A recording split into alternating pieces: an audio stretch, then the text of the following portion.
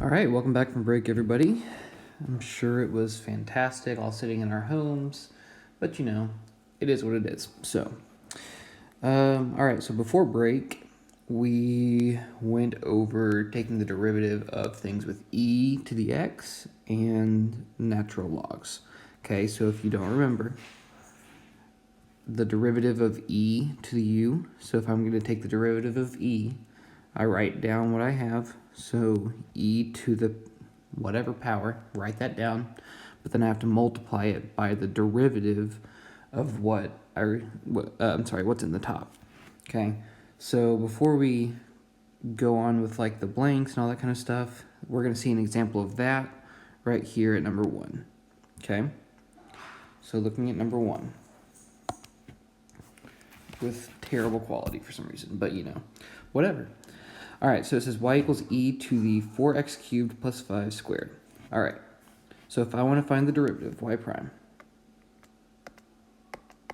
I'm going to write down whatever the problem says,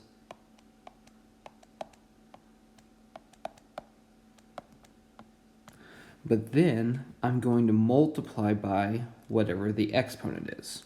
So the derivative of the exponent. So if I'm going to do this, what I see up there is a chain rule.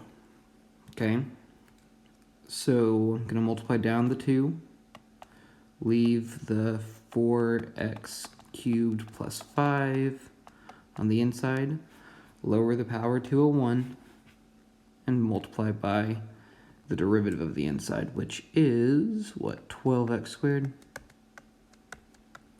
All right. So if I want to take the derivative of something with an e, I write down the e part with the exponent, and then I take the derivative of whatever's at the top and multiply that. Okay, hopefully you remember that. Now with natural logs, remember the very first thing that we're always supposed to do is split them up using those properties of logs. Okay, we're going to split them up, and then on each piece we are going to put the inside function on bottom and the derivative of the inside function on top. Okay? All right. So we are going to be looking at complex derivatives with these today. So we will be applying lots of differentiation rules, such as, well, we have the power rule. Maybe. We're going to pretend like that's an R.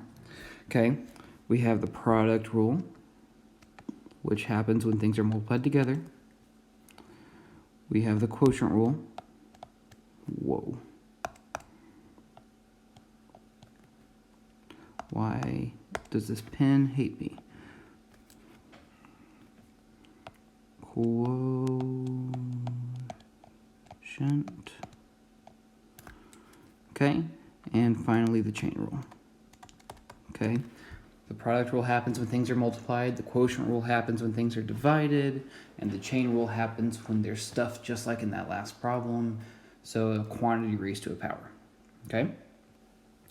All right, so let's just get into it. All these derivatives today are going to have something to do with complex derivative techniques, be that the product rule, quotient rule, chain rule, whatever. Okay. So if I want to take this derivative, the very first thing that I should do is fully simplify this. So I've got to expand this logarithm.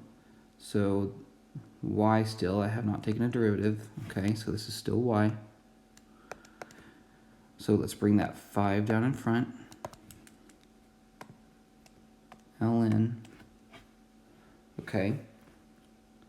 So I'm going to put this negative with this 4.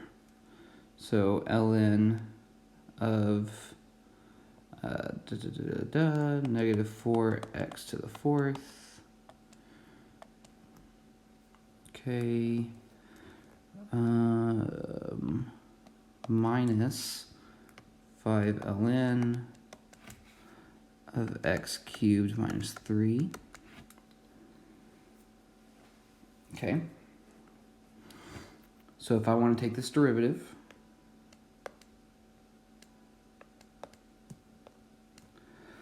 So that 5 is just going to be there.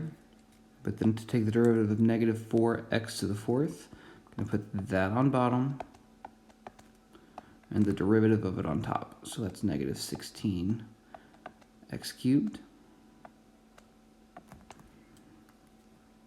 Okay, same thing over here. I'm going to put x cubed minus 3 on bottom, the derivative of it on top. All right, now if it's simple, like in here, I would like for you to simplify it. Okay, 16 divided by 4 is 4, times 5 is 20. So this is going to be 20 over x, because there's 3 x's on top, 4 on bottom, so the bottom takes it. Okay, now over here there's not much to do except for this. 3 times 5 is 15, and everything else has to stay. Okay? Alright, so that was a basic logarithm problem. So let's move on to the stuff with the product rule and the quotient rule and all that kind of stuff. Yeah, I didn't want to do that. Okay, so if I want to take this derivative, I have two things being multiplied together. Okay, that means I need to do the product rule. So the product rule says that I'm going to do the first times the derivative of the second plus the second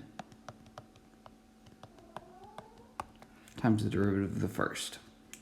Okay, so to take the derivative of a natural log, we're going to put what's in there on bottom, take the derivative of that and put it on top. So that'll be 8x on top. Okay.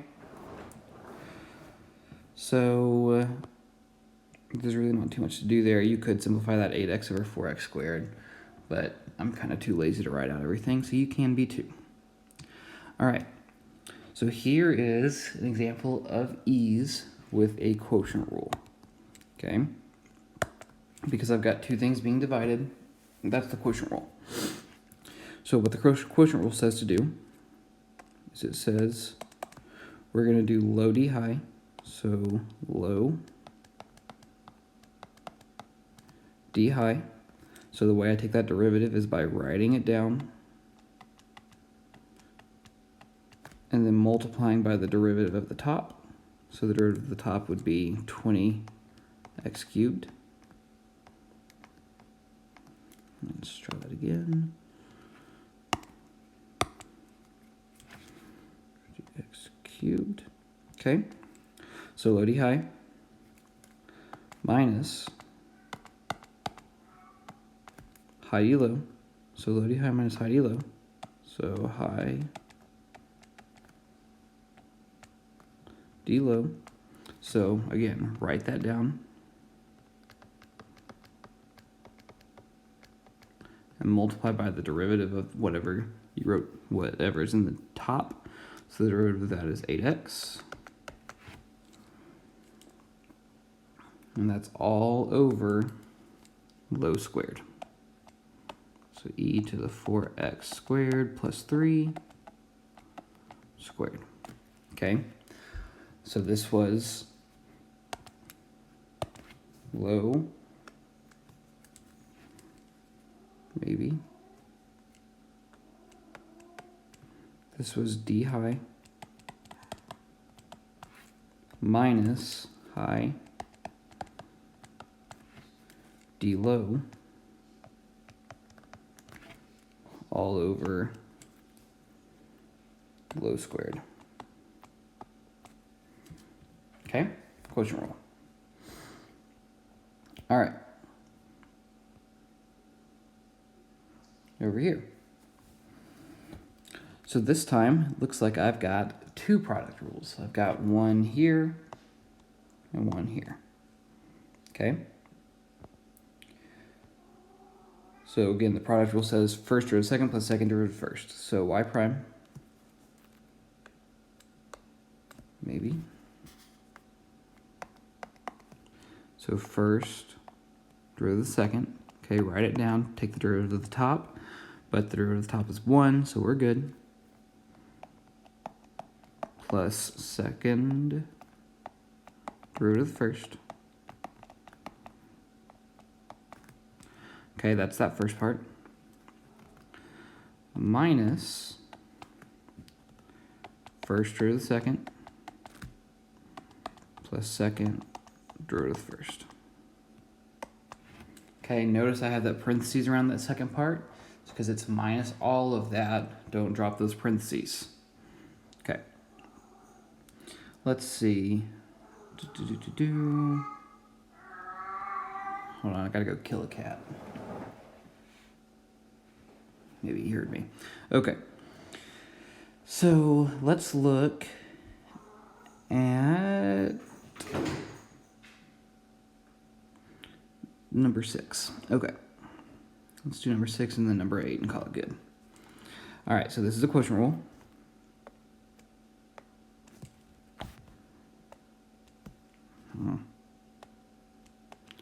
Okay. So low D high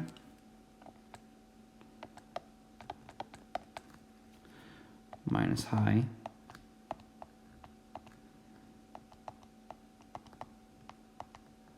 D low.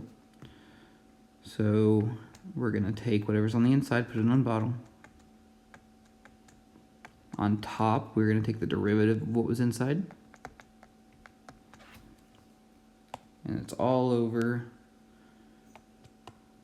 ln of 2x to the 4th squared. What do you have minus high D low over low squared? Okay, I feel like I'm beating a dead horse right now. So hopefully we're pretty good with this. Okay, so let's look at number 8 because it's the most complicated. Okay, so what I see here is I've got a quotient rule. Okay, but whenever I do the derivative of the first one, yeah, I'm going to do the chain rule.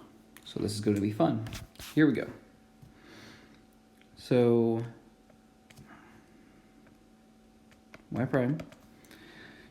So it's first derivative second. So e to the 2x plus 8x to the 4th. So first derivative of the second. So put whatever's inside on bottom. I'm gonna zoom in a little bit. Okay, put whatever's inside on bottom. So x squared minus 7x plus 4. Whatever's on top is the derivative of what you put on bottom. Okay, so that's first derivative second. How much room do I have? Let's go to a new line. Plus the second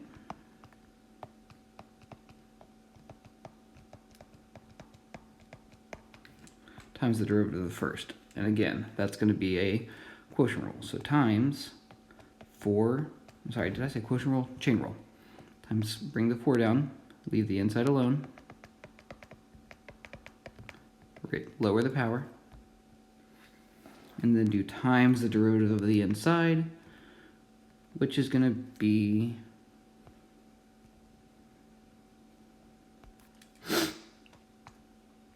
e to the 2x times 2 plus 8. Okay, so again, if I'm taking the derivative of an e, I write it down, and then I do times the derivative of the exponent. If I'm doing the derivative of ln, I put whatever's inside the ln on bottom, take the derivative of what's inside there, and put it on top, okay? So the only